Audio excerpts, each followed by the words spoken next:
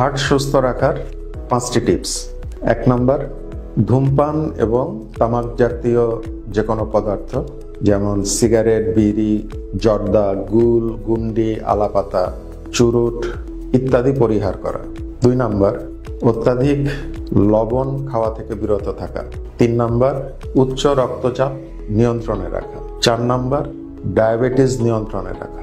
5 নম্বর, নিয়ন্ত্রিত জীবনযাপন, সঠিক সময়ে খাদ্য গ্রহণ, সঠিক সময়ে ঘুমানো এবং ঘুম থেকে ওঠা, অত্যাধিক পরিশ্রম হতে বিরত থাকা, হালকা ব্যায়াম, প্রতিদিন হাঁটা এবং নিয়মিত এক্সারসাইজ করা।